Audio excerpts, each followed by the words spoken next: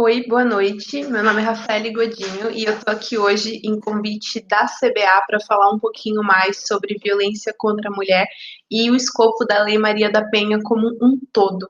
Então, antes de tudo, eu gostaria de falar um pouco sobre a área que eu atuo quando a gente fala de direitos da mulher e igualdade de gênero.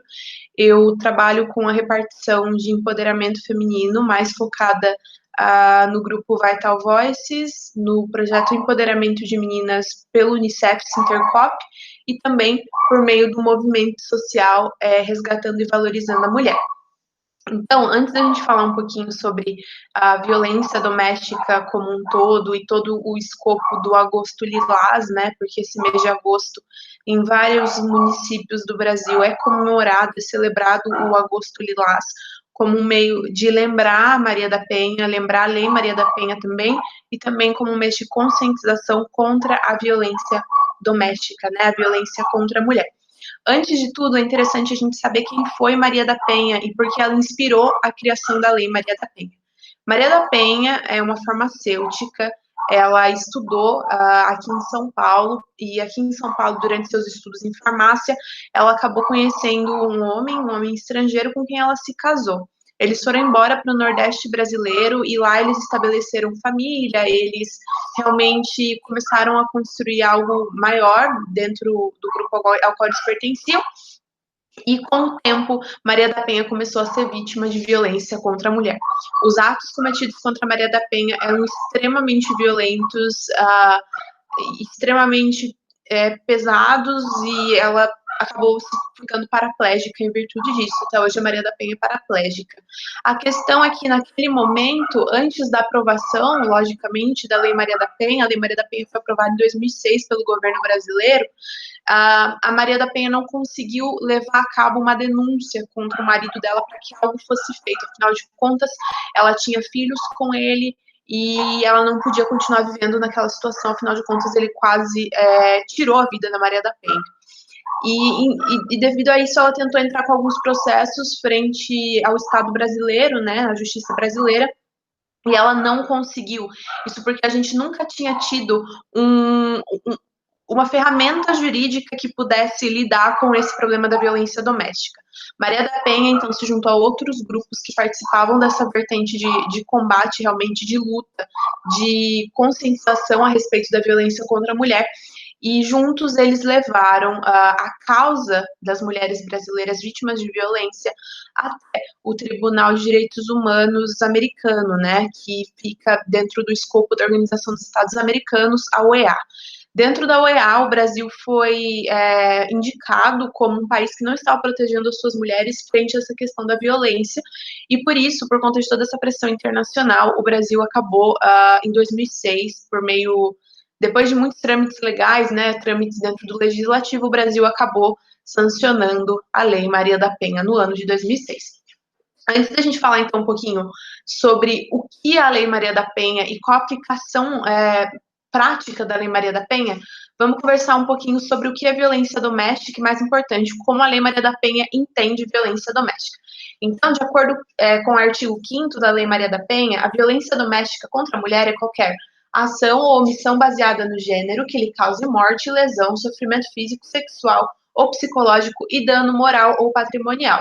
Então, aqui é importante a gente lembrar que quando a gente fala de violência doméstica e familiar, a gente não necessariamente só fala daquela violência que é praticada de um marido contra a sua esposa. A gente também pode falar de um outro tipo muito frequente de violência, que é do pai contra a filha, muito geralmente em virtude dessa questão de gênero. Um outro ponto que o texto da lei coloca é a omissão baseada no gênero.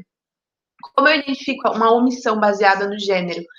Isso vale para a violência doméstica, isso vale também muito para a questão da Maria da Penha, mas você identifica isso, eu gosto de falar que a maneira mais eficaz de você saber se aquilo foi feminicídio, se aquilo é violência contra a mulher, é você fazer uma simples pergunta para si mesmo. Se fosse um homem naquela situação, ele estaria passando por esse mesmo tipo de coisa? Ou completamente ou quase totalmente impensável pensar num homem naquela situação? Se é quase totalmente impensável, se só uma mulher poderia estar passando por aquilo, então é crime de gênero. É geralmente um crime cometido em virtude da outra pessoa ser mulher, em virtude do próprio machismo instaurado nessa situação. Além disso, ele fala que o texto da lei que essa violência pode causar morte, lesão, sofrimento físico, sexual, psicológico, dano moral ou patrimonial. Isso nos mostra que a violência contra a mulher, ela vai muito além da questão física, né?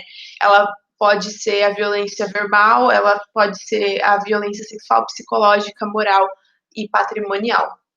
A gente tem algumas definições de como essa aplicação é colocada dentro da Lei Maria da Penha, desses outros tipos de violência que estão dentro do escopo da legislação da Lei Maria da Penha. Então, a violência psicológico-moral, ela é abordada no artigo 7º da legislação, e ela fala sobre qualquer conduta que cause dano emocional, diminuição da autoestima, prejudique o desenvolvimento ou visa degradar ou controlar ações, comportamentos, crenças, decisões, mediante ameaça, constrangimento, humilhação, manipulação, isolamento, vigilância constante, perseguição, insulto, chantagem, ridicularização, exploração e limitação do direito de ir e vir ou qualquer outro meio que lhe cause prejuízo à saúde psicológica e à autodeterminação. O texto já fala muito por si só, porém, para a gente interpretar ele, é basicamente a gente entender que todas essas situações, elas não estão necessariamente atreladas ao dano físico, né, que é o que a gente geralmente atrela a violência contra a mulher. A mulher ter sofrido alguma agressão física, alguém ter batido, muito provavelmente, é o que a gente mais vê com frequência. Porém, esses outros meios de violência psicológica também são muito frequentes e eles nos ajudam a caracterizar uma relação abusiva. Então, por exemplo, quando uma mulher não tem muita liberdade de ir para determinados lugares, falar com determinadas pessoas, vestir determinadas roupas, quando o parceiro ele bloqueia a mulher de fazer esse tipo de coisa e está em determinado tipo de situação que ela gostaria de estar, mas não pode, porque o parceiro ele impede, e além disso, ele com esses impedimentos ou outras coisas, ele acaba controlando as ações, controlando a maneira com que essa pessoa se expressa, ele tira a personalidade dessa pessoa, né, dessa esposa, muito provavelmente, mas isso também ocorre com namorados, noivos e assim por diante. Isso é caracterizado pela Lei Maria da Penha como violência psicológica e moral. E, obviamente, ela é um pouco mais difícil de detectar do que a violência física propriamente dita, né? Tem outros tipos de violência que também estão dentro do escopo da Lei Maria da Penha, que é a violência sexual, ou seja, participar de uma relação sexual não desejada, comercialização da sua sexualidade, impedimento de usar método contraceptivo, forçar o matrimônio, a gravidez, o aborto ou a prostituição. Tem muitas dessas coisas. É claro que toda a questão da violência contra a mulher, ela fica muito embaixo dos panos, mas essa questão da violência sexual, ela fica ainda mais, porque muitas pessoas nem ao menos conseguem identificar que podem estar sofrendo violência sexual. Principalmente porque a gente tem essa ideia de que a violência sexual precisa vir de uma pessoa com a qual você não se relaciona, ou um completo desconhecido, sendo que não. Muitas mulheres são abusadas sexualmente pelos seus maridos. A partir do momento que a outra pessoa não quer ter uma relação naquele momento e ela é forçada a fazê-lo, isso se enquadra como estupro, isso se enquadra como abuso sexual. Então, o estupro acontece também dentro de relacionamentos, por mais que as pessoas não saibam disso. Então, é muito importante se atentar a esse tipo de situação.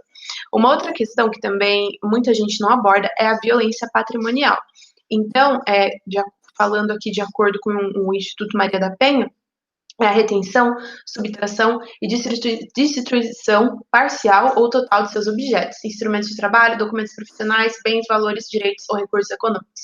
Ou seja, novamente, a violência contra a mulher, ela não necessariamente está diretamente atrelada a você bater, mas ela também pode, por exemplo, ter essa questão da violência patrimonial. Muitos homens não deixam que as suas mulheres tenham acesso ao próprio salário que recebem, não tenham acesso aos seus próprios documentos, né, RG, etc. E vocês pensem que esse tipo de coisa faz com que a mulher realmente não tenha o seu direito de ir e vir, né?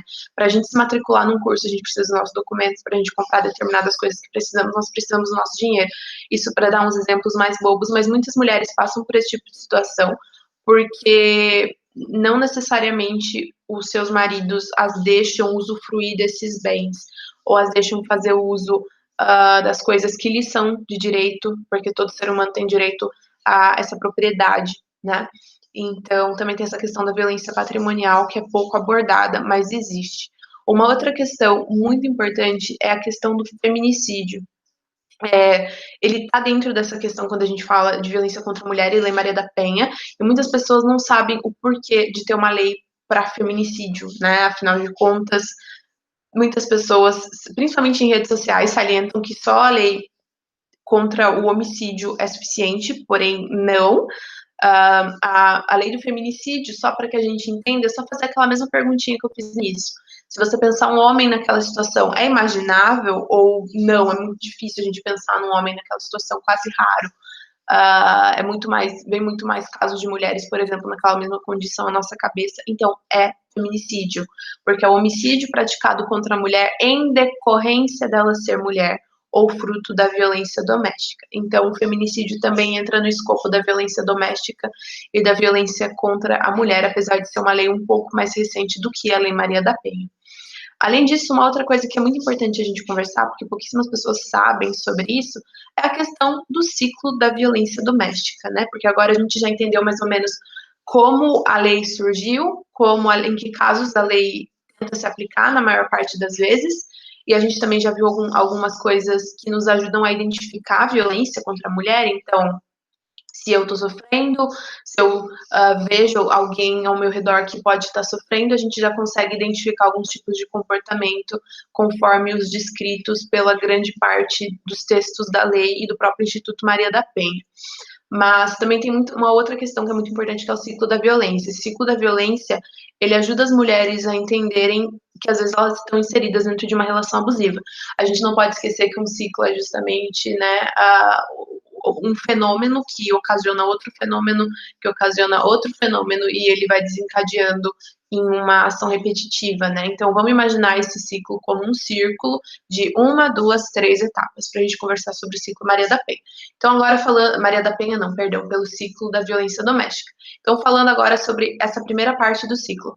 Essa primeira parte do ciclo é a fase 1, onde o homem, eu faço essa distinção entre homem e mulher, porque a grande parte dos casos de violência doméstica são de homens para mulheres. Tem exceções? Sim, só que a grande parte dos casos são assim, então eu vou me manter atada a esses exemplos.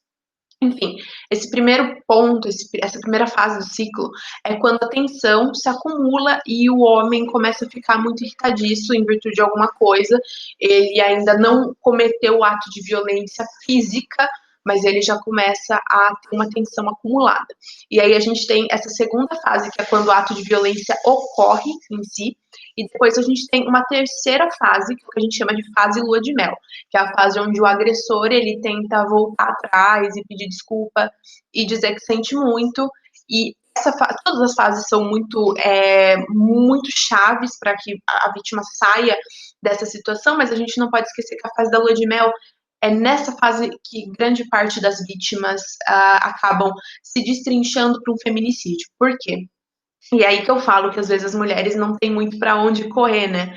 Afinal de contas, a gente tem duas maneiras que a grande parte dos casos sempre é daquele jeito. Há exceções, porém a grande parte dos casos ela acaba ocorrendo da seguinte maneira: dentro dessa fase da lua de mel, onde o agressor pede desculpa pelo ato dele, ou a mulher vai perdoar, e aí a gente, como é um ciclo, a gente sai, então, da tensão acumulada para o ato de violência, lua de mel, e a gente sai daqui para tensão acumulada de novo, e ato de violência de novo, e assim por diante.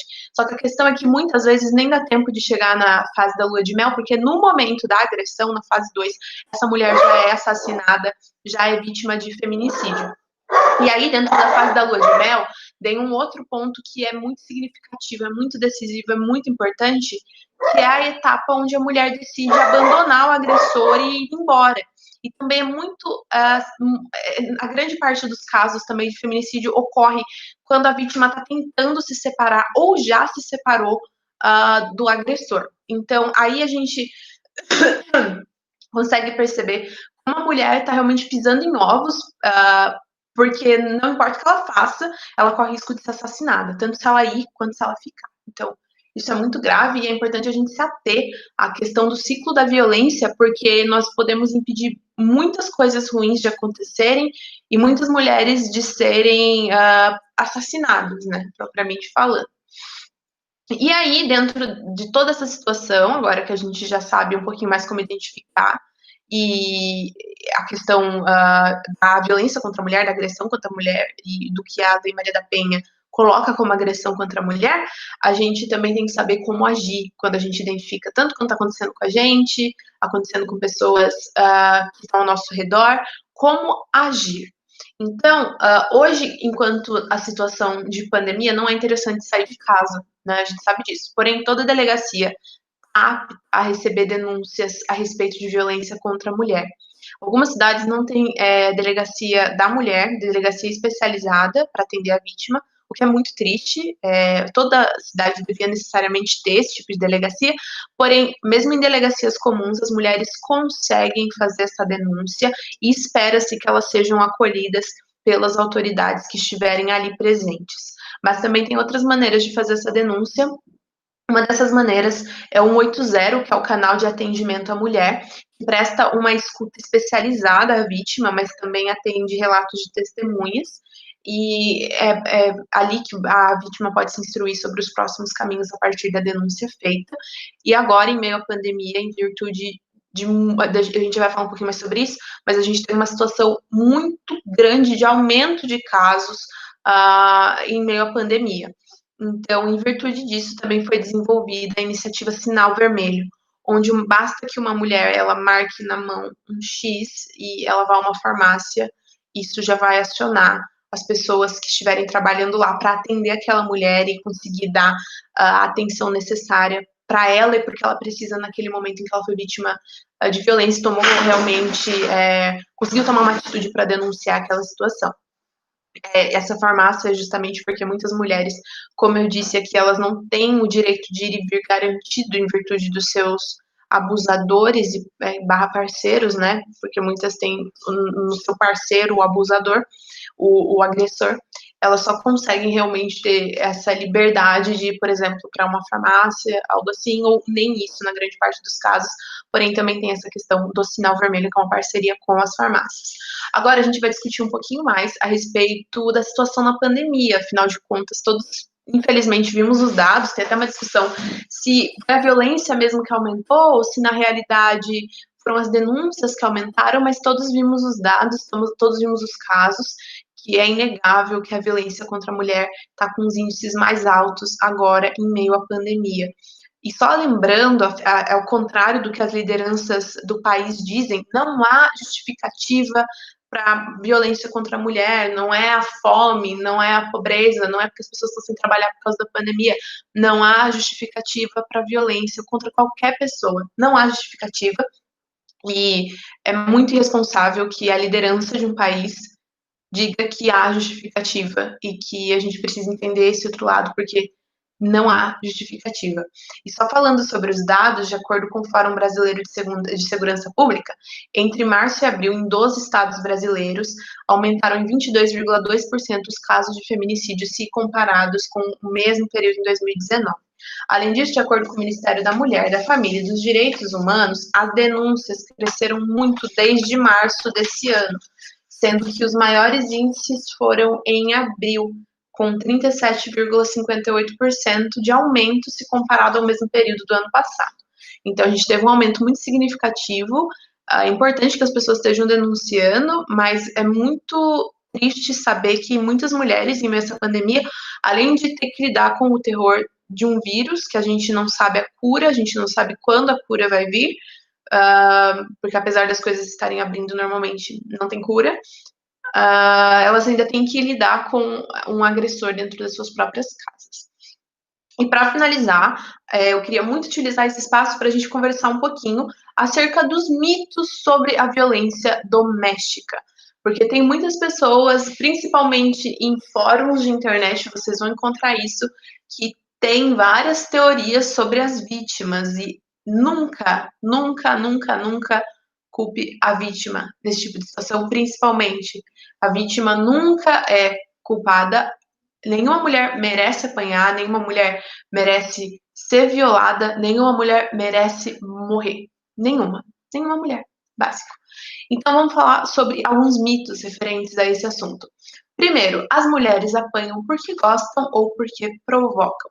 Na maior parte dos casos, as mulheres acabam sendo muito ameaçadas, como a gente também já conversou aqui, e é por isso que a violência ela simplesmente continua. A gente tem que lembrar que a maioria dessas mulheres já tem filhos e que muitas das vezes são os filhos os principais focos das ameaças que elas recebem.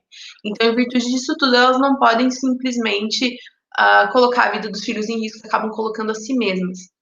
Isso quando elas não são ameaçadas de algo pior, outros parentes próximos ou até mesmo o próprio agressor ameaça fazer algo consigo mesmo para tentar colocar aquela situação ali. E a gente também sempre tem que lembrar que a mulher nunca quer manter a violência sem fazer com que ela pare de alguma maneira. Um outro mito muito frequente é que a violência doméstica só acontece em famílias de baixa renda. A questão é que não. Na verdade, a violência contra a mulher acontece em todos os lugares. A violência contra a mulher não vê raça, não vê sexualidade, não vê classe, não vê nacionalidade, tanto que esses números de aumento não são só no Brasil, são no mundo todo. Então, é falso falar isso. É claro que a maioria dos casos em que a mulher realmente vem de uma classe muito baixa, ela tem muito mais dificuldade de se separar, né, de maneira rápida, eficaz, mas muitas mulheres que vêm de classes mais altas também não conseguem fazer isso com facilidade, então não é um problema de classe, não é um problema de raça, não é um problema de sexualidade, não é um problema de nacionalidade, tá? É muito importante a gente sempre se ater a isso, nem de grau de escolaridade.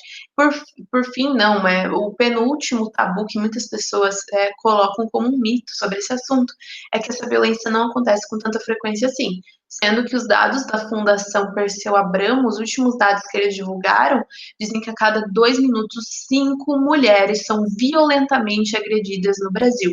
Isso porque nós estamos falando de agressões muitíssimo violentas. Então, se a gente parar para pensar em agressões que talvez não sejam tão violentas assim, mas ainda são agressões, esse número pode aumentar muito mais. E a gente também não pode esquecer que esses dados sempre se baseiam em informações com base em denúncias. A gente também tem que lembrar que muitos casos não são denunciados. Então, muito provavelmente, esse número é muito maior. Agora sim, por fim, se a situação fosse tão grave, as vítimas abandonariam logo os agressores. E a gente volta ao que eu falei para vocês quando a gente estava conversando sobre o ciclo da violência doméstica lá atrás, né? Porque a gente percebeu que as mulheres, na verdade, quando elas estão tentando sair justamente da relação, é que elas acabam sendo mortas, sendo assassinadas. Então, ou elas acabam até mesmo ficando paralisadas dentro de uma relação. Então, não é que não é grave, na verdade, é muito grave. É que elas precisam de auxílio para que saiam daquela situação, sem que seja por elas mesmas ou às vezes pela vida dos próprios filhos. E por fim, só quebrando aquele mito que muita gente diz, né, ou que se tornou realmente um ditado popular, que em briga de marido e mulher não se mete a colher. Na verdade, tem até um projeto que é muito legal dentre os projetos que eu vou indicar para vocês, que é o projeto Meta Colher. E esse projeto, ele induz as pessoas a denunciarem a violência contra a mulher, acolhe mulheres que sofreram violência. Então, por fim, antes de tudo, eu só queria dizer que sim, em briga de marido e mulher você precisa meter a colher, porque às vezes é meter a colher no ato de você meter a colher que você vai salvar uma vida. E também tem alguns projetos muito legais que vocês podem conhecer mais para entender como que funciona a Lei Maria da Penha e como isso está apoiando diversas mulheres ao redor do Brasil. O próprio Instituto Maria da Penha é uma iniciativa incrível que vocês podem conhecer e que podem também ajudar de alguma maneira. O projeto Promotoras Legais Populares existe também em várias cidades aqui do interior, em várias cidades do país, e é um projeto que merece ser incentivado. E, por fim, eu só realmente gostaria de agradecer novamente a CBA pela oportunidade, também dizer que é muito importante que as empresas abram esse espaço para discutir essa questão de gênero, e me coloco inteiramente à disposição para responder dúvidas que possam vir depois dessa conversa. Eu deixo as minhas redes sociais com a organização, e no mais, eu realmente só gostaria muito de agradecer.